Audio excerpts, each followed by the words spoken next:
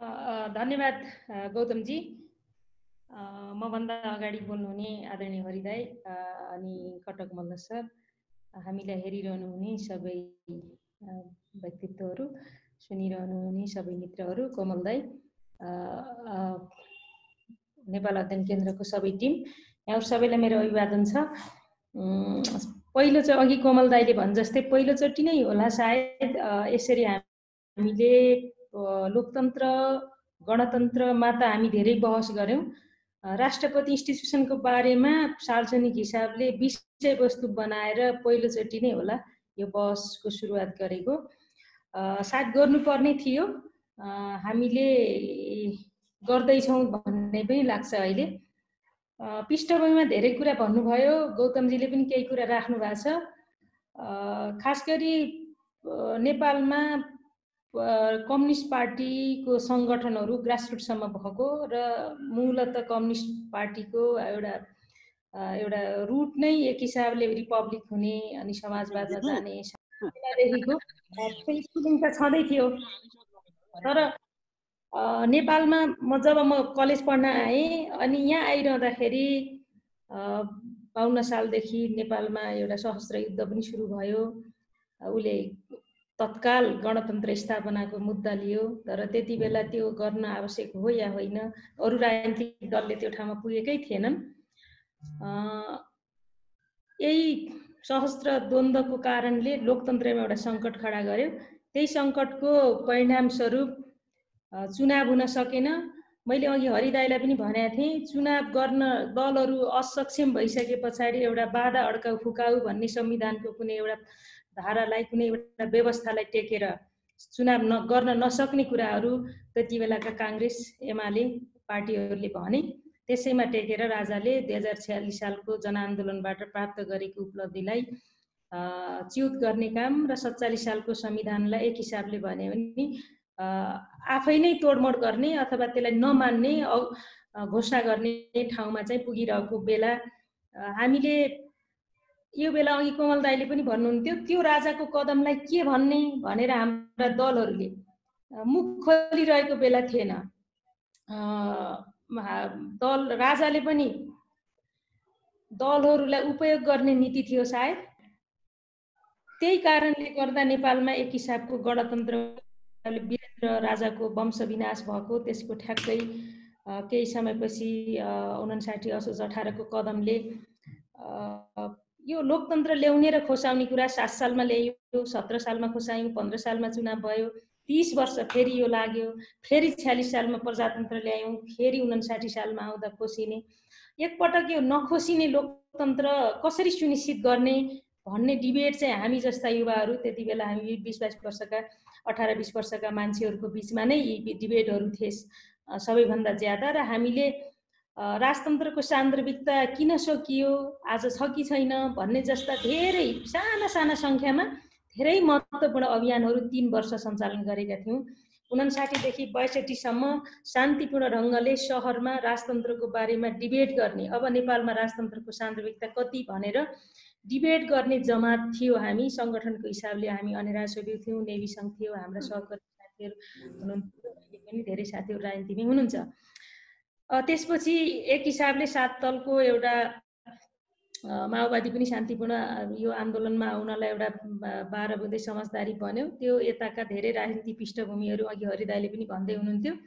त्यसपछि हामी गणतन्त्रलाई एक प्रकारले कस्तो बनायौँ भने एउटा व्यवस्थाको बाधक, एउटा प्रणालीको बाधक हुँदै गर्दा एउटा प्रणालीकै बाधक अथवा विकासकै अवरोधक हुँदो रहेछ।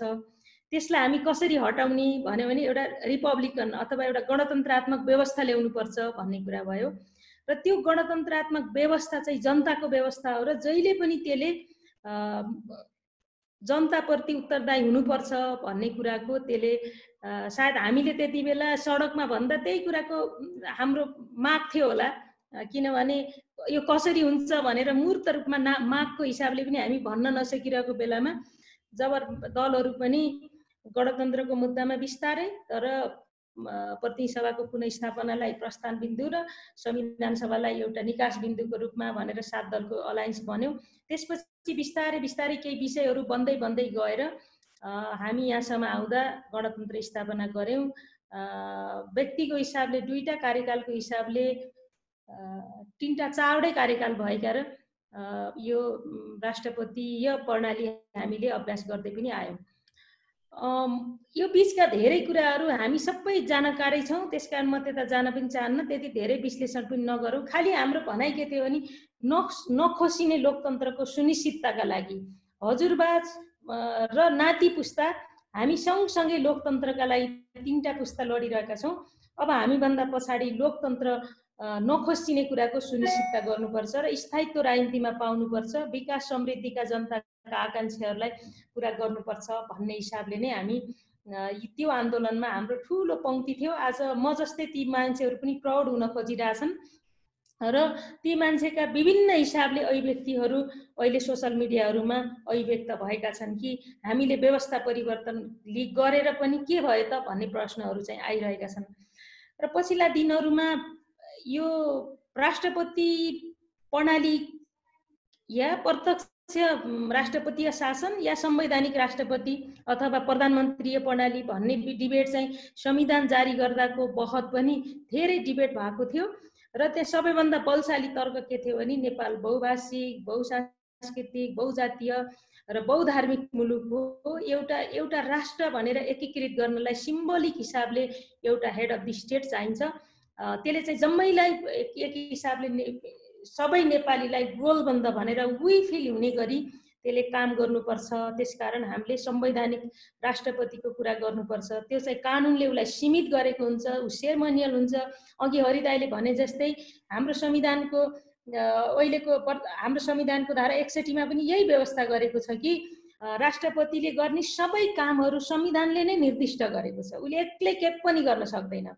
त्यही कारणले यसलाई के भनिएको भने बहुजातीय, बहुभाषिक, बहुसांस्कृतिक यो विविधतायुक्त हिमाल पहाड तराई भएको र यसका फरक फरक वेशभूषा सहितको हाम्रो मुलुक भएको कारणले त्यसलाई एकतामा बाँध्ने एउटा महत्त्वपूर्ण सूत्र राष्ट्रपतीय हुन सक्छ, बनाउनु पर्छ। किनभने के चिजले नेपालीलाई उही भनेर बाँध्ने त भन्ने हिसाबले पनि यहाँ प्रत्यक्ष राष्ट्रपतीय प्रणाली हुनुपर्छ भन्ने मत आज पनि छ, तर बलशाली मत चाहिँ त्यो थियो र हामीले यो प्रणालीमा गयौँ र कार्यकारी प्रधानमन्त्री हुने ठाउँबाट संविधान जारी भएर यहाँ आइरहँदा केही प्रश्नहरू जरुर रहे।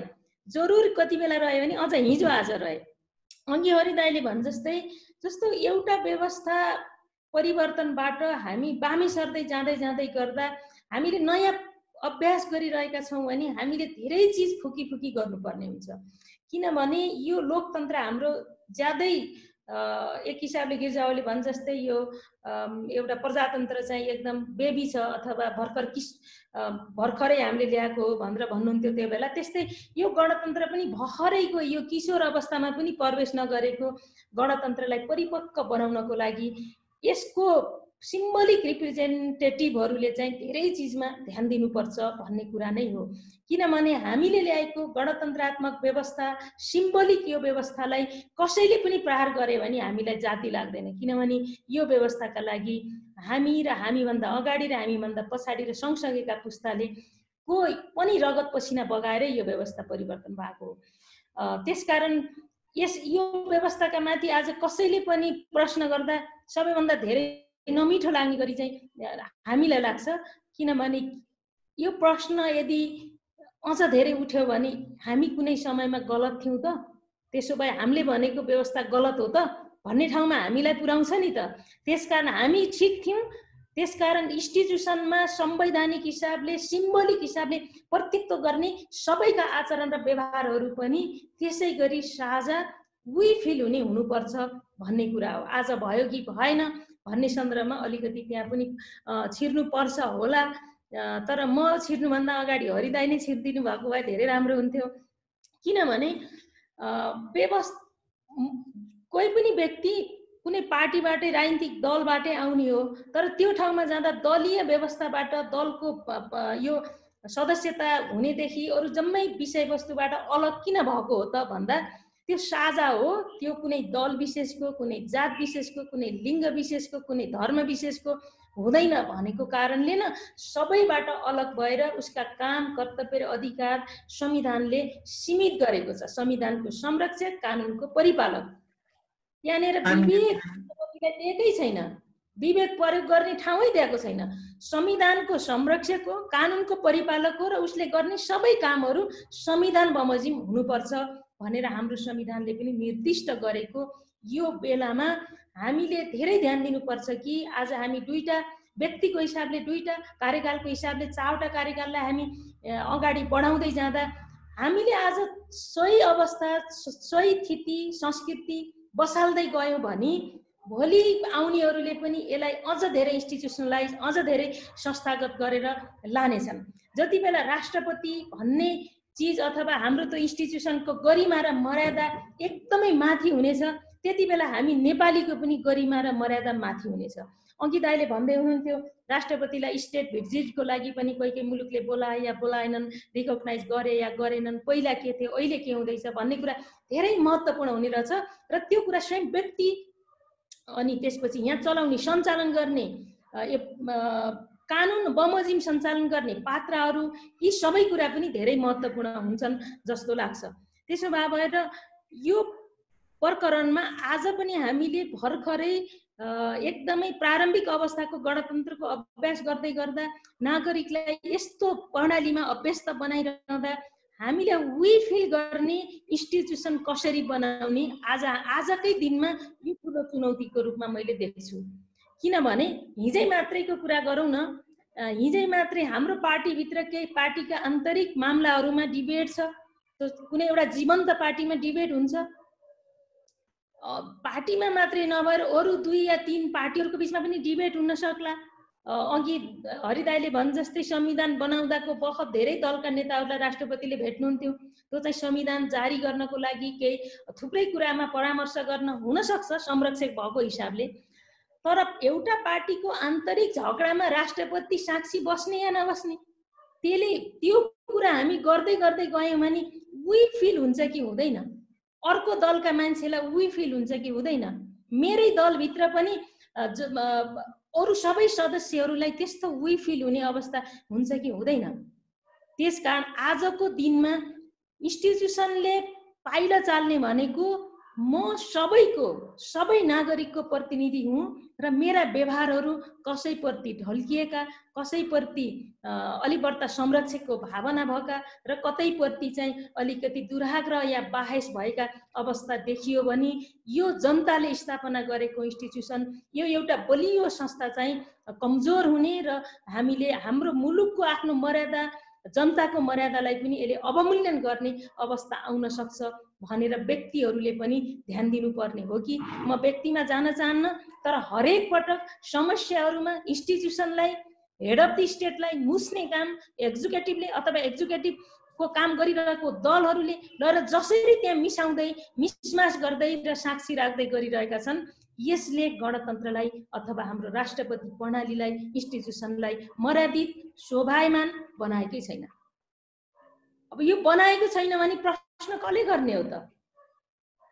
मेरो विचारमा तपाईँ हामी जस्तै मान्छेले बनाएको। हामीले गणतन्त्र सिम्बोलिक हिसाबले संविधानको परिपालक, संरक्षक, कानुनको परिपालक भनेर हामीले भन्दै गर्दाखेरि कानुन बमोजिम बाहेकका काम गर्दैन भन्ने कुरा हो भने त त्यो असाध्यै त्यो कन्स्टिट्युसनल यो प्रेसिडेन्ट क्यान नट डु रङ भने त यही त होला नि। संवैधानिक राष्ट्रपतिले गल्ती गर्दैनन् किनभने उनी विवेकले चल्दैनन्, उनको विवेकको काहीँ पनि प्रयोग हुँदैन।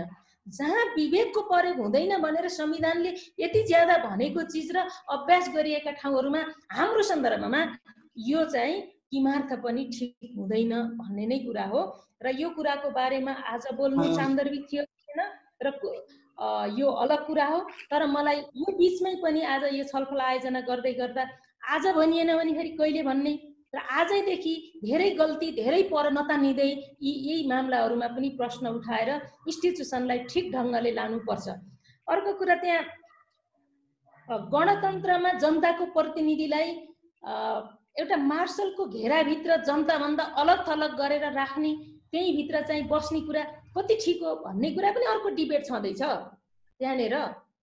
अनि एउटा बाटो हिँड्दाखेरि कस्तो अवस्था गरे, कतिपय डेकोरुमको कुरा होला अथवा सेक्युरिटीको कुरा होला के होला, त्यो बाहेक कति एक्सपोज हुने, कति ठाउँ जाने, जहाँ डेकोरुमको कुरा छ, हेड अफ दि स्टेट धेरै का लागि के इज्जतले पनि केही कुरा दिनुपर्छ भने जनतालाई शास्ति नहुनको लागि सबभन्दा कम एक्सपोज हुनु पर्यो, सबभन्दा कम बाहिर निस्किनु पर्यो, सार्वजनिक ठाउँमा जानु भएन। किनभने हेड अफ दि स्टेटलाई संविधानले नै तोकेको छ भने त विवेकले त जानु भएन नि त हो। यसो भएको कारणले अझ कतिसम्म भयो भने हामीले यसरी गणतन्त्रकै सहयात्री हाम्रा मित्रहरूसँग कुरा गर्दै गर्दा प्रथम राष्ट्रपतिले पनि नेपाली कांग्रेसको महाधिवेशन आइरहेको बेलामा फलानो क्यान्डिडेटलाई हराउनकै लागि भनेर कहिले दही चिउरा खुवाएर कहिले खिर खुवाएर त्यहाँ भेला गरिरहनु भयो। हाम्रा साथीहरूले हामीलाई सेयर गरेको। आज पनि यही हालत छ। हेड अफ द स्टेटसँग सेरेमोनियल त धेरै ठुलो पावर छ नि त। अनि एउटा दलभित्रको एउटा क्याडरको विरुद्ध उसले क्याम्पेनिङ गर्यो भने त त्यो क्याम्पेनिङ त प्रभावकारी हुन्छ नि। राज्यको अथोरिटी पनि अलिअलि छ नि त्यहाँ त। संविधानले जे व्यवस्था गरेको छ त्यो गर्ने कि नगर्ने, त्यो गर्दै जाँदाखेरि मलाई हामीलाई सबैलाई उही फिल हुन्छ कि हुँदैन। लास्ट इयरको राष्ट्रपतिले नीति कार्यक्रम प्रस्तुत गर्दा सरकारको नीति कार्यक्रम प्रस्तुत गर्नु भएको थियो, तर त्यहाँ मेरो सरकार भन्ने ठाउँमा पटक पटक अभिव्यक्त भयो। मेरो सरकार भनेको कुरा पार्लियामेन्टमा अपोज गरियो, किनभने माई गभर्नमेन्ट भन्ने कुरा चाहिँ अंग्रेजीमा त्यति नराम्रो थिएन। अरूले पनि भन्थे होला। प्रकरण के हो भने हामी कस्तो इगोबाट कस्तो एउटा संक्रमणबाट गुज्रेर गयौं भने राजाले पनि मेरो सरकार भन्दिने र राजाले मेरो सरकार भनेको कुरा हिजो अस्ति हामीले देख्दै सुन्दै बेहोर्दै आएको र मेरो सरकार भनेर राजाले संविधान प्रजातन्त्र त्यसका सारा नर्म्स भ्यालुजहरूलाई कुल्चिँदै आइसके पछाडि त्यसकै विरुद्ध हामी विद्रोह गरेर आइसकेको मान्छेलाई फेरि उही प्रकृतिको अभ्यास चाहिँ मन परेन भनेर स्वयं पार्लिमेन्टेरियनहरूले भने नि त। यो वर्ष सच्चाइ हो। त्यसकारण हेड अफ द स्टेटलाई कस्तो रूपमा राख्ने, कसरी संरक्षित गर्ने, कसरी सीमित गर्ने भन्ने कुरा कानुनले केही कुरा व्यवस्था गरेको छ, तर कानुनले व्यवस्था नगरेका ठाउँहरूमा त्यसमा विवेकले केही कुरा सीमित गर्ने कुरामा पनि आफै प्रोएक्टिभ भूमिका निर्वाह गर्नुपर्छ कि हामी अब आजभन्दा पर्यन्त फेरि राजतन्त्रमा फर्किने त होइन नि। वंशजको आधारमा यो राजकीय सत्ताको अधिकारी हुने व्यवस्थालाई त हामीले च्युत गरेर बदलेर त्यसका माथि विद्रोह गरेर विजय प्राप्त गरेर आएका हौं नि। त्यसकारण हामीले अब वंशज परम्पराको शासन व्यवस्थालाई डिनाइ गरेका छौं, इग्नोर गरेका छौं। त्यो धेरै भएको छैन, भर्खरै हिजो अस्ति। त्यसकारण हामी आफै लड्दै आएका छौं र हामी भन्दा पछाडिका पुस्ताले त्यसलाई देख्दै आएको छ। त्यसकारण अब हामी त्यहाँ जाँदैनौँ भने त यो त जुग जुग हाम्रो गणतन्त्रात्मक व्यवस्था बाँचिरहनको लागि, यो लोकप्रिय भइरहनको लागि आज यो इन्स्टिट्युसनमा विराजमान हुनेहरूले मलाई संविधानले के अधिकार दियो तर मलाई दुनियाँले कसरी हेर्छ भन्ने कुराको हेक्का राख्नुपर्ने हुन्छ। आज केही विषयहरूमा जरुर प्रश्नहरू छन्। म यी प्रश्नहरूका बारेमा धेरै कुरा अहिले गर्न चाहिन, तर यसले चाहिँ हाम्रो आकांक्षालाई तुषारपात चाहिँ गरेको छ। र मैले अझ एउटा कुरा के जोड्न चाहन्छु भने एकै मिनेटमा सक्छु, मैले समय यतै घुमेर सकेँ। कस्तो भयो भने जारी अधिवेशन, संसदको बर्खे अधिवेशन, बजेट अधिवेशन एकाएक स्थगन गर्ने कुरा आयो। एक्जिक्युटिभले लगेको प्रस्ताव हतार हतार हेड अफ द स्टेटले स्वीकृत गर्ने, अनि त्यस पछाडि अध्यादेश आउँछ हतार हतार। कुनै पनि विधेयक म्याच्योर हुनको लागि त 24, 48, 72 घण्टा केही पुराना अभ्यासहरू त ठिकै छन् त।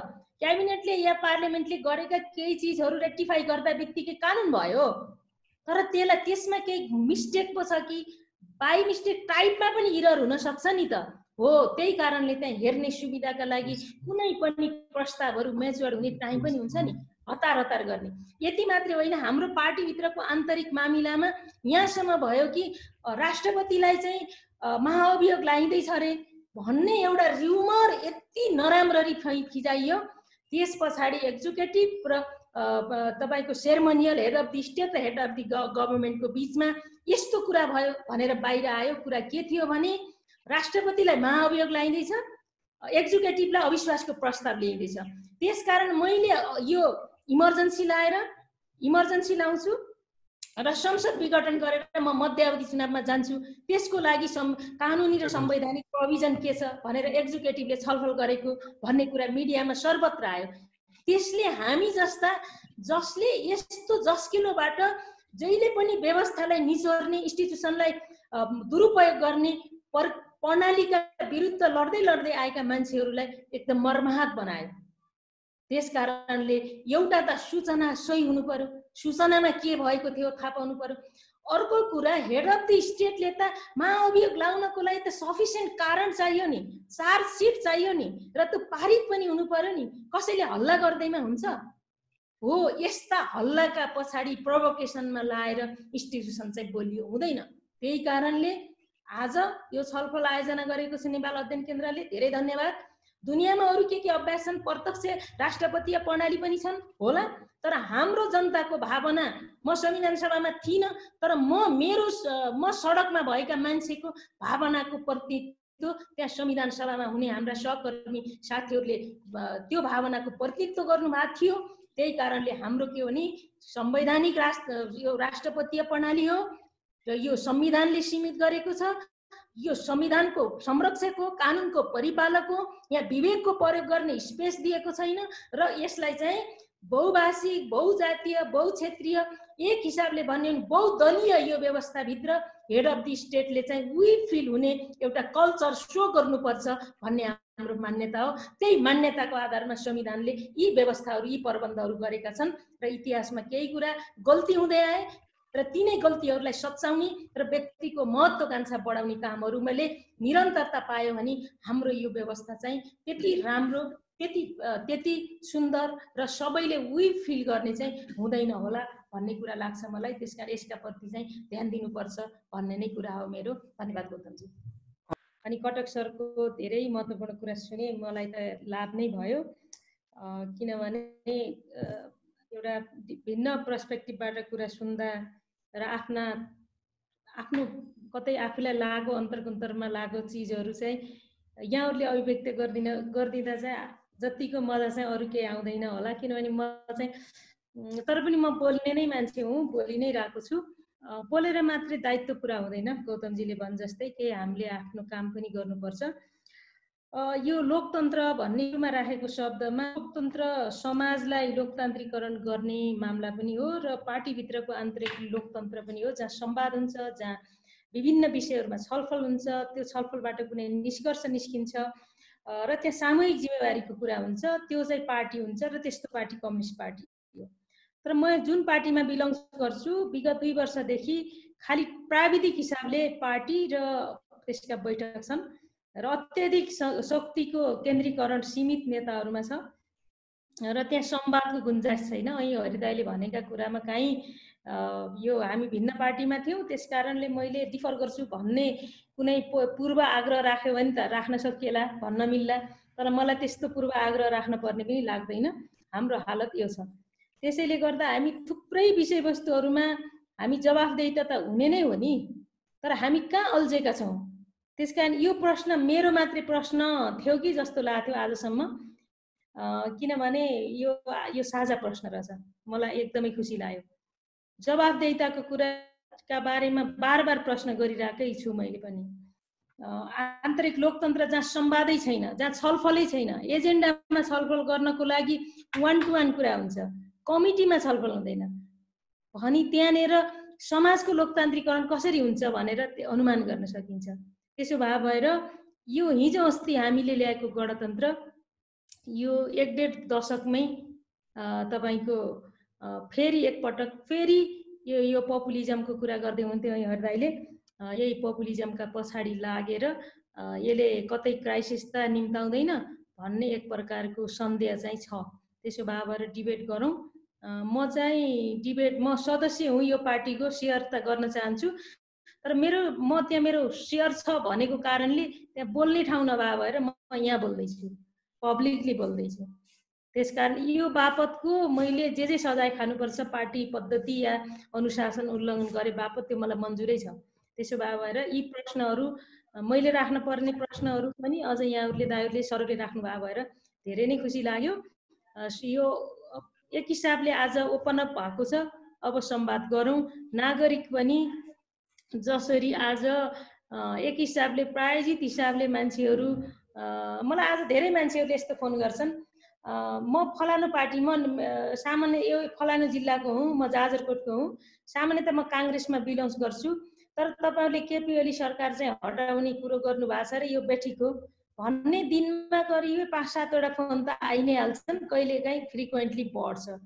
त्यस कारण यो जेन्युन काङ्ग्रेसको सदस्यले फोन गर्छन् कि यो प्रायोजित कल हो भनेर मैले केही हेर्ने कोसिस पनि गरेको छु। त्यस कारण पपुलिजमको हालत चाहिँ यो छ। त्यसले गर्दा म धेरै कुरा यो आङ कोट्याउन्न, किनभने मेरा केही सीमितताहरू छन्।